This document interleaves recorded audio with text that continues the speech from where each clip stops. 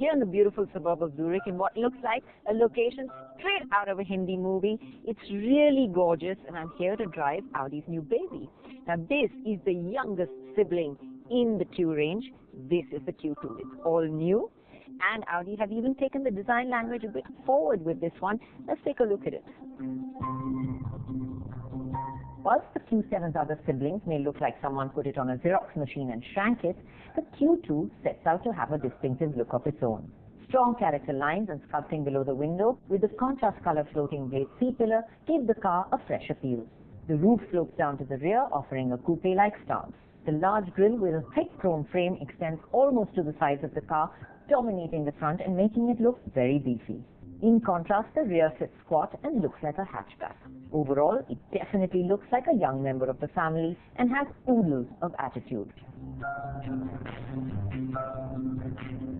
As soon as you slide into the seat of the Q2, you're impressed straight away by the quality of everything on the inside, whether it's the plastics on the dash, whether it's leather seats, or whether it's the spaciousness inside this cabin. It's truly impressive. I particularly like this inlay strip which illuminates at night, adding a nice touch. You have the tablet, you have the virtual cockpit, you have heads-up display. So you're getting in a Q2 what you get in cars that are much above this, and that's truly impressive. It doesn't feel like an entry-level SUV at all. It feels much richer, and that's something that will go down well with Indian customers. The seats are comfortable and you get a large extent of height adjust. But all adjustments, whether slide, backrest or height, are manual. Notably, there's no sunroof, which is a favorite in our market. Look closer and you will find some harder, cheaper plastics on the door pad. But just by changing the shades to a little deeper tone, Audi have integrated them so beautifully that they're hard to notice. Boot space is pretty impressive too at 405 liters and can be expanded to 1,050 by flipping the seats down. The European version we were driving had the heads-up display too.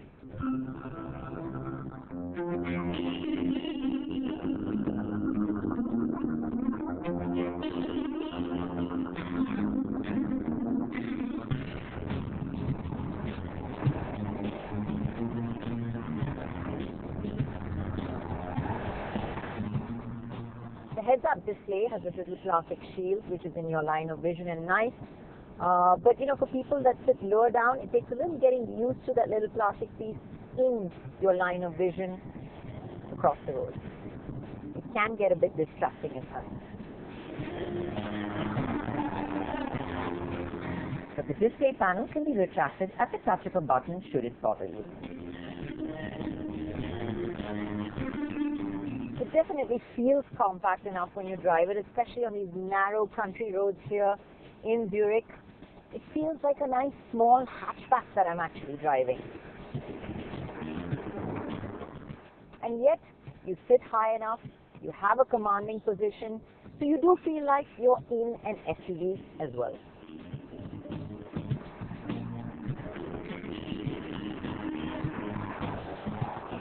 So it sets out to do what it's meant to extremely well. The Q2 has multiple options of engines. There are two petrol units, a 1-liter 3-cylinder TFSI churning out 116 HP and a 1.4 TFSI producing 150 HP. The diesels are a 1.6 TDI with 116 HP and a 2-liter TDI in 2 states of tune. In India, we will probably get the 1.4 petrol and the 2-liter diesel. But the one that I was driving in Zurich was the more powerful 190 HP version of the 2-liter TDI. Now the 2-liter engine that I'm driving feels punchy, it feels nice. Put your foot down, there's always power, there's really no discernible lag. But you get into the meat of the power band really after 2000 RPM. Below that mark, it will still respond to throttle inputs, but with less vigor. The performance of the engine feels good largely due to the S-tronic gearbox that works well to keep you in the meat of the band. While it's smooth and quick to soft cogs when you drive at an even pace, demand a sudden burst of power, and it hesitates a slight bit before shifting down. But a quick dab at the paddles resolves that. You can switch between comfort, dynamic, or even eco mode to suit your driving style. Now the steering is quite quick and it's quite precise.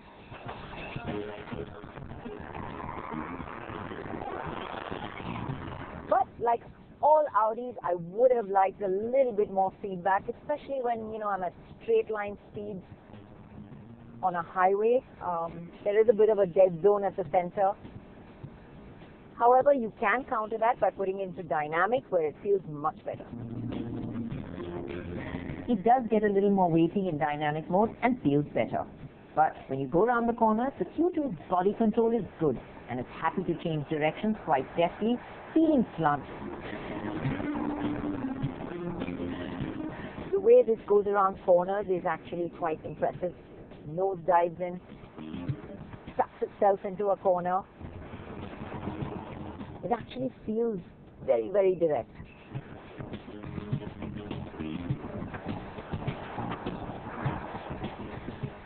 It's not pulse-quickening dynamic capability, but there still is a fun factor from behind the wheel that the Q2 offers, making you want to continue driving.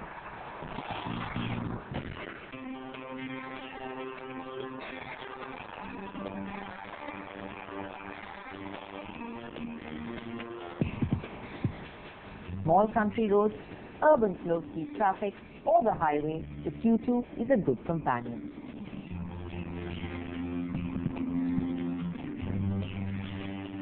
While elsewhere in the world, the SUVs like the Q2, which are small, and to put it into perspective, smaller than a Duster, will be owner-driven, in India, it's likely that people will be chauffeured around. So the backseat test is a must. This backseat, well, pretty impressive for its size actually. There's enough legroom. Even a tall person will fit in here.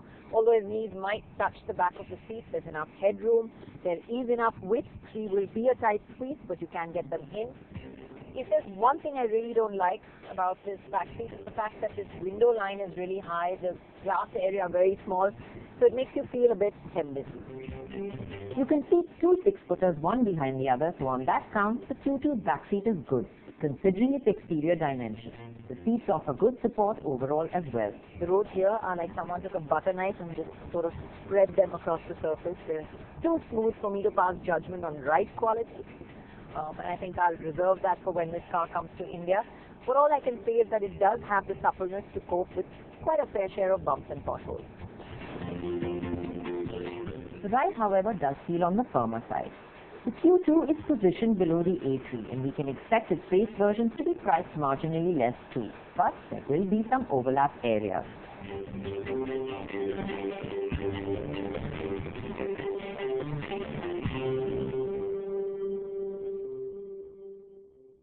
So a short first drive with the Audi Q2, and I have to say, from the time you look at it or when you slide into this interior or get your hands behind that wheel and drive, it's something that you enjoy. Now, though backseat space is good enough for its segment, in India, considering the amount of money people are going to put out for it, they might find it lacking. However, you have to remember that it is a size smaller than the Q3. Also, there isn't much else around in that segment. So Audi's on a good footing. This is fresh. It's interesting. Definitely something to look forward to. And for those wanting to buy into the Audi brand, it's going to make it more affordable.